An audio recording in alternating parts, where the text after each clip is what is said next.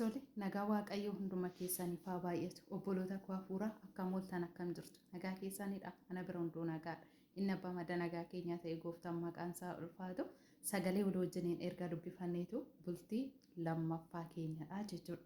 Kun immoo rakkoo guddaadha. Baay'ee nama dinqisiifachiisa. Sababbiin isaa biyya lafaa keessa jirra waan ta'eef dhufee isiniif dubbisuudhaaf yeroon arganne dhugaa Waaqayyooti. Dhiifamaan isiniin jechuu jaaladha. Jirtu nagaa keessa fayyaa keessan ana bira hunduu nagaadha. Waaqayyo inni abbaa madda nagaa keenya ta'e gooftaan maqaan isaa ulfaatu jira Yesuus. Haalichaan gararraa kan ta'e Waaqayyo ana wajjin isin wajjiniitiin jira.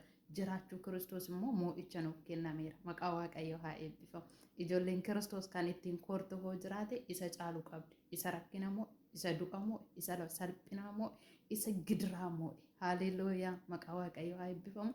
Baga jiraatan isinin jaaladha isinin kabaja iddoo guddaan isiniif qaba gooftaan isin haa eebbisu sagalicha walii wajjiniin dubbifan yoo baay'ate daqiiqaa lamaaf bicha immoo na wajjiniiti sagalicha dubbifadha jaalala Waaqayyooti sagalee kana immoo warra jireenya ofii oolfachuudhaaf dhama'aa jiran warra mataa ofii jaalatan of jaalatanii fi jireenya koo boruun oolfadha jedhanii amaatii guddaa keessa jiraniin biraatiin naa ga'a jaalala Waaqayyooti halkanii fi guyyaa kan dadhaban.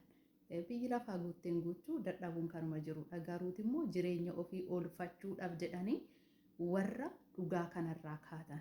Jireenya ofii oolfachuudhaaf jedhanii wangeelicha warra dhiisan. Jireenya ofiitiif jecha sagalicha warra gatan biraa.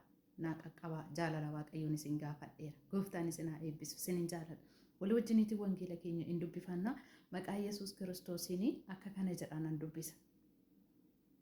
Eegan dubbiseen booda iddoo isinitti hima hin irraanfadhu ishee ergasii nan dubbisa ergasii Iyesuus bartoota isaatiin namni tokko illeetii ana duukaa bu'uu yoo barbaade waa'ee ofii isaa dhiisee fannoo isaa anaaf jedhee baadhatu of irra kaa'atee ana duukaa haa bu'u.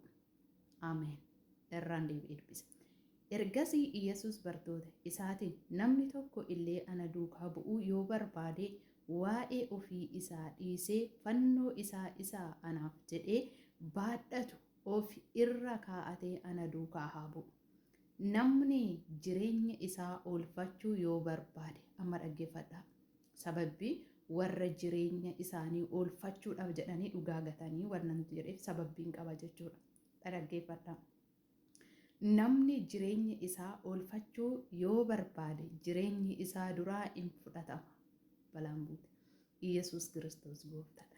Namni jireenya isaa oolfachuu yoo barbaade jireenya isaa oolfachuu yoo barbaade jireenyichi duraa hin fudhatamaa. Obboleessa koo maal keessa jirta? Obboleetti koo maal keessa jirta? Firoota koo maal keessa jirtu? Jireenya keessaan oolfachuuf moo jireenyichi akka isiniif dabalamuuf dhama'aatii jirtu? Sagalicha keessatti of ilaalaa. Iyesuus Kiristoos gooftaadha. Duraa hin fudhatamu. Namni anaaf jedhee jireenya isaa kennu immoo isa hin argata. Ameen. Namni jireenya isaa anaaf jedhee kennu jireenya kee guutummaa bara kee eenyummaa kee gaafa gooftaadhaaf kennitu jireenya siif dabalama. Waaw gooftaan haa ulfaatu. Ilaame meeqaa keenyatu gooftaadhaaf jireenya kee humna kee qabeenya kee eenyummaa keenya kennee jirra laata. Sagalicha keessatti of madaalaa. Jireenya keessaan oolfachuuf jettanii jireenyichi akkasin duraa hin fudhatamne jaalala Waaqayyootiin jireenyicha barbaada. Macaafni qulqulluun gaafa dubbatu majammara ጽድቁንና መንግስቱን ፈልጉ ሌላው ይከተላችኋል jedha. Maali barbaada? Dura qajeelummaa fi mootummaa barbaada. Kun garuu isin duuka dhufaa itti isiniif dabalamaa jedha. Isa itti isiniif dabalamu duukaa buutanii isa isiniif hin barbaachifne duukaa buutanii isa isin barbaachisu immoo hin gatinaa jaalala Waaqayyo. Obboleetti koo obboleessa koo jireenyichi akka isiniif dabalamu yoo barbaaddanii jireenyi immoo Kiristoosi. Jireenyi immoo dhugaa kanaadha. Jireenyi immoo sagalee kanaadha. Kanaadhaaf jiraachuu yoo barbaadde jireenyichi akkasiif dabalamu yoo barbaadde harka kee gooftatti kennadhu. Jireenya kee gooftatti kennadhu. Gooftaa Yesuus Kiristoosiif fayyisaa lubbuu kee godhii amanadhu.